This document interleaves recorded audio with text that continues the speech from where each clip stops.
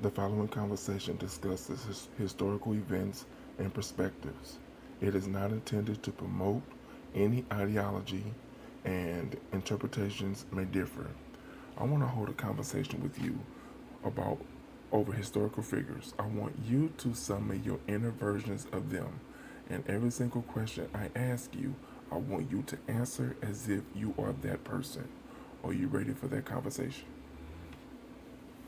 Absolutely. We can have some fun with that. I'm happy to channel the spirit of these historical figures in our conversation. Just go ahead and ask your questions and I'll respond in character.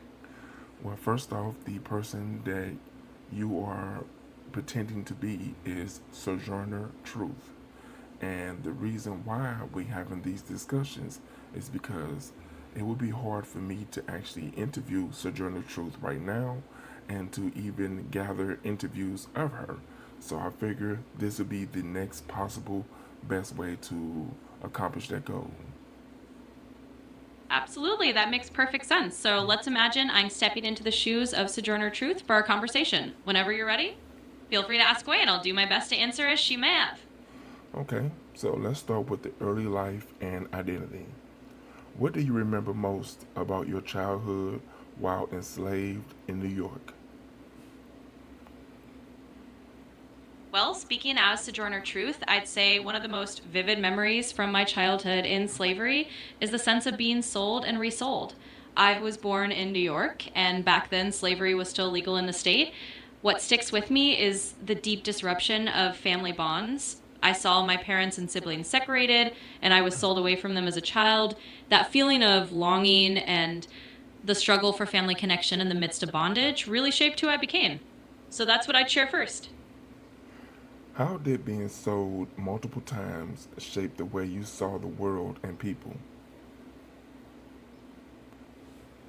Well, stepping into Sojourner Truth's shoes again, I'd say that being sold multiple times really shaped a deep awareness of the inhumanity of the system. It taught me to see how people could treat other human beings as property, and it gave me a kind of fierce determination to challenge that.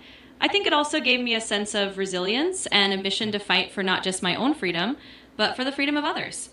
It definitely shaped how I saw the world as a place where justice had to be fought for. What did freedom mean to you when you first gained it? And what did that meaning, and did that meaning change over time? Absolutely. Continuing as Sojourner Truth, I'd say that when I first gained my freedom, it was a powerful moment of personal release. It meant I was no longer owned by anyone, and that was a profound shift in my sense of self. But over time, that idea of freedom expanded. It became not just about my own liberation, but about the collective liberation of my people and all those who were oppressed.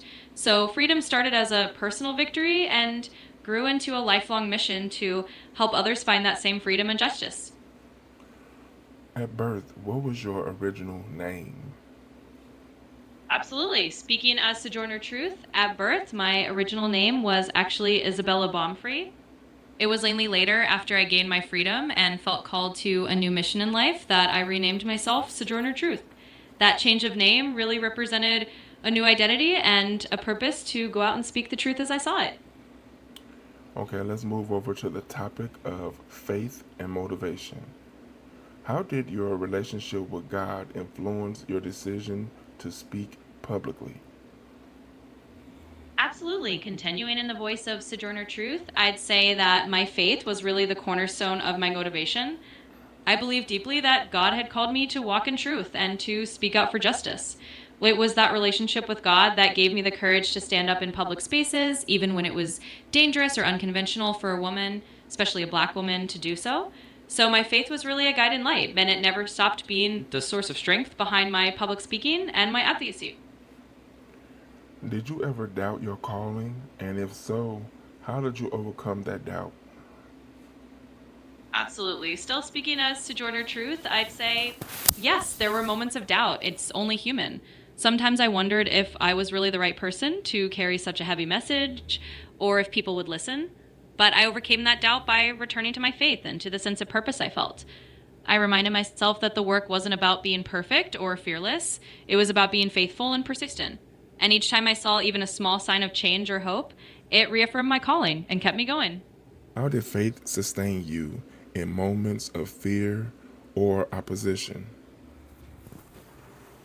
Absolutely. Still in Sojourner Truth's shoes, I'd say faith was really my anchor in those moments. Whenever I faced fear or opposition, and there was plenty of it, my faith reminded me that I wasn't alone. I believed that God was with me and that I was doing something bigger than myself. That gave me the strength to stand up and speak, even when it was risky. So faith was really that sustaining force that kept me going through all the challenges. Now let's move over to the category of activism and courage. What was the most dangerous moment you faced while speaking out? Absolutely. Continuing as Sojourner Truth, I'd say one of the most dangerous moments was speaking out in front of hostile crowds who outright rejected my message. There were times when I faced real threats of violence and people who didn't want a black woman speaking about abolition and women's rights. But I found courage in knowing that what I was doing was right. I trusted that I was speaking for those who had no voice, and that gave me the strength to face those dangers and keep going. How did you prepare yourself to speak in rooms where many opposed your presence? Absolutely. Continuing as Sojourner Truth, I'd say that preparing to walk into rooms where many opposed me took a lot of inner preparation. I would ground myself in prayer and faith, reminding myself of my purpose and the righteousness of the cause. I also prepared by knowing my own story deeply and understanding the truths I wanted to share. And I took strength from the knowledge that I wasn't just speaking for myself, but for countless others. So it was a mix of spiritual preparation and a deep sense of mission that helped me walk into those rooms with courage. Did you ever change your approach depending on your audience? Why or why not? Absolutely. Continuing as Sojourner Truth, I'd say yes, I certainly did adapt my approach depending on who I was speaking to.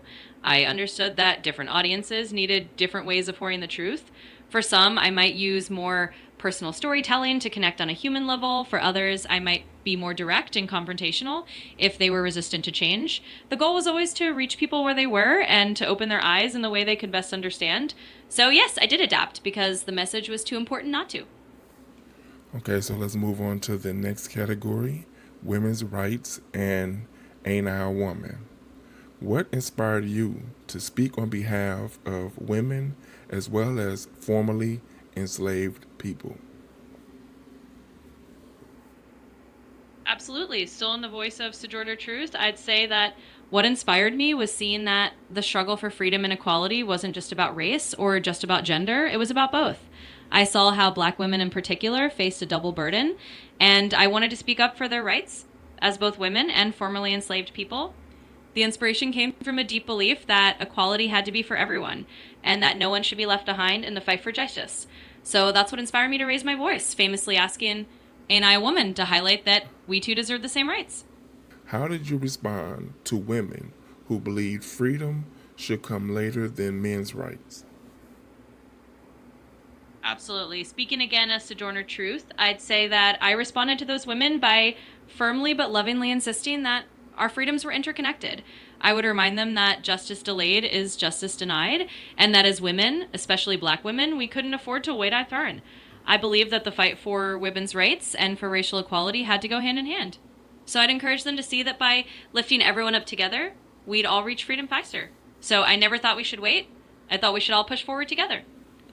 Okay, so let's move on to the next category, strategy and influence.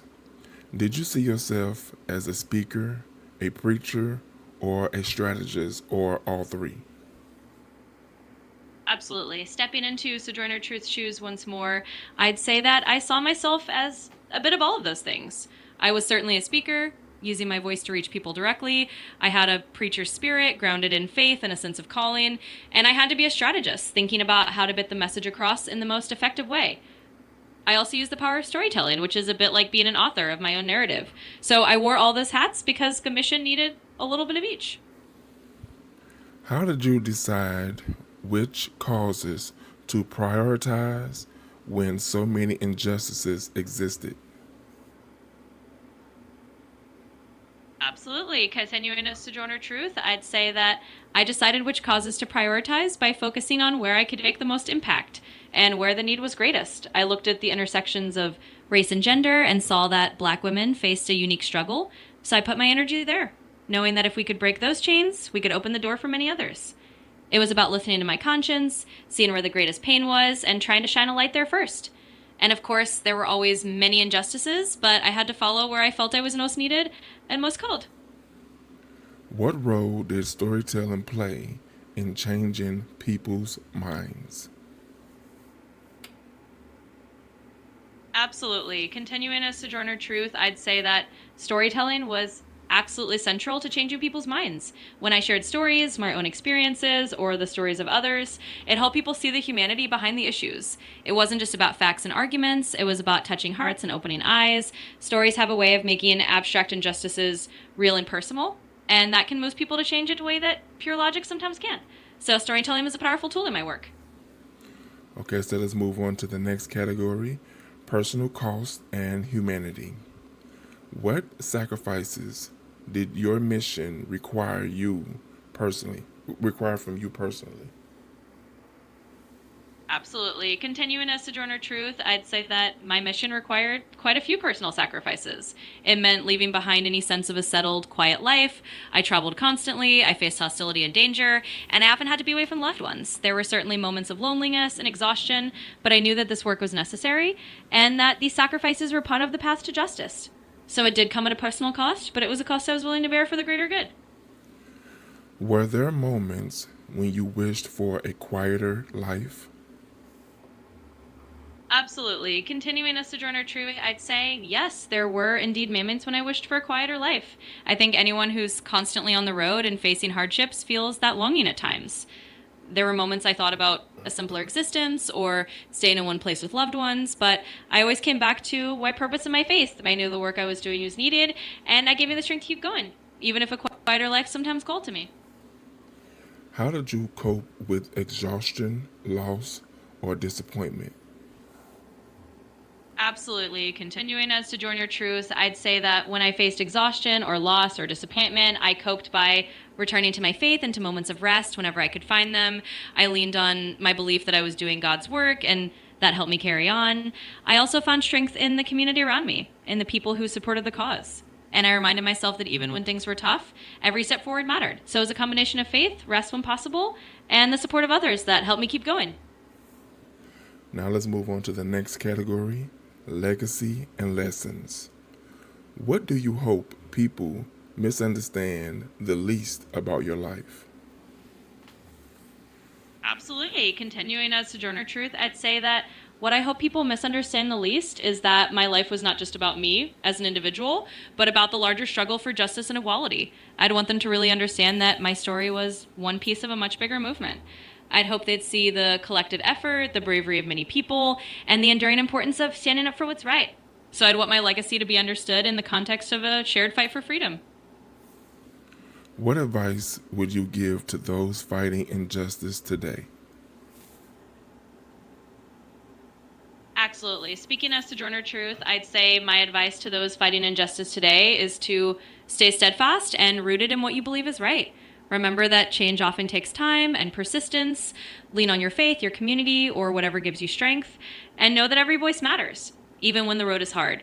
So keep speaking your truth, keep fighting for justice, and never lose hope that your efforts are making a difference. If you could correct one myth about yourself, what would it be? Absolutely. Stepping back into the voice of Sojourner Truth, I'd say that if I could correct one myth, it would be that I was some kind of solitary icon. Sometimes people think of historical figures as if they did everything alone, but the truth is I stood on the shoulders of a whole community of people who were fighting alongside me. I was part of a broader movement, and I'd want people to understand that it wasn't just about one person's heroism. It was a collective effort, and I was just one voice among many calling for justice. Okay, so I have 3 questions left. Number 1, out of all the names you could have possibly chosen to rename yourself, why did you choose Sojourner Truth? Absolutely. Continuing as Sojourner Truth, I'd say that I chose the name because it really reflected my mission and my purpose. I took the name Sojourner because I saw myself as a traveler, journeying to spread a message. And I chose Truth because I felt that my role was to speak the truth as I understood it, to shine a light on injustice, and to help guide others toward justice and equality. So the name was really a declaration of my purpose, to be a traveler for truth. What did you really mean by "ain't I a woman"? Absolutely. Staying in the voice of Sojourner Truth, I'd say that when I asked, "Ain't I a woman?" I was challenging the idea that womanhood was limited to a narrow, fragile definition. I wanted people to see that as a black woman, as a formerly enslaved woman, my womanhood was just as real and deserving of rights as any other woman's. It was really about asserting the full humanity and strength of all women and making it clear that we all deserve equality, no matter our race or our background. And the last question, what fear did you have to conquer to speak publicly? Absolutely. Continuing as Sojourner Truth, I'd say that one of the biggest fears I had to conquer was the fear of hostility and rejection. As a black woman speaking out in a time when both racial and gender prejudice were rampant, I knew that many people simply didn't want to hear my message. There was a real risk of not just verbal opposition, but physical danger as well. But I overcame that fear by reminding myself that the truth was more important than my fear. I leaned on my faith and my sense of purpose, and that gave me the courage to speak out despite the fear. Okay, so that's the video, y'all. Please tell me your thoughts about this video. Put questions in the comments that you feel that I should have asked, that I didn't ask. Also put names in the comments that you feel that I should do videos on next. Be sure to like, share, watch more videos, and subscribe to the channel.